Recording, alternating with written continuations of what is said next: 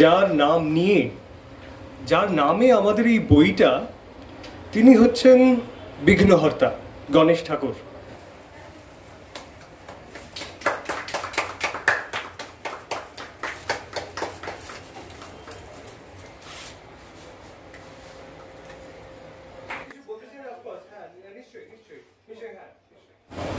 বইটির যে বিষয় এবং যাকে নিয়ে বইটি, যেটি উপমন্যু বলল, আমার এবং আমাদের সবারই খুব কাছের উনি, এবং ওনাকে না স্মরণ করে আমরা কোনো কাজই শুরু করি না।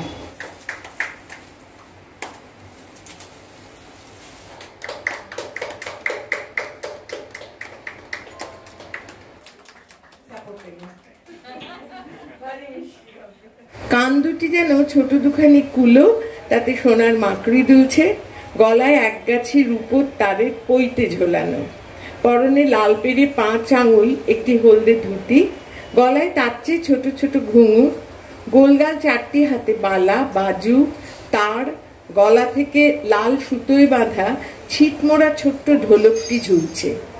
গণেশায় নমঃ নমঃ আদি ব্রহ্মা নিরূপমা পরম পুরুষ পরাৎপরা খর্ব স্থূল কালীবরা গজমুখ লম্বোদরা মহাযোগী পরম সুন্দরা।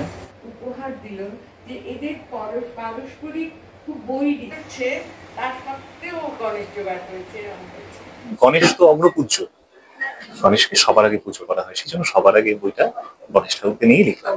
লর্ড গণেশের বিভিন্ন লিজেন্ডস, এত যে গল্প রয়েছে তার সিগনিফিকেন্স কি, কি বোঝাতে চাওয়া হয়েছে সেই গল্পে, সেগুলো কিভাবে লর্ড গণেশকে পুজো করা হয়, তার এই যে রূপটার মানে কি, এরকম অনেক কিছু টপিক এখানে কিন্তু মানে কভার করা হয়েছে।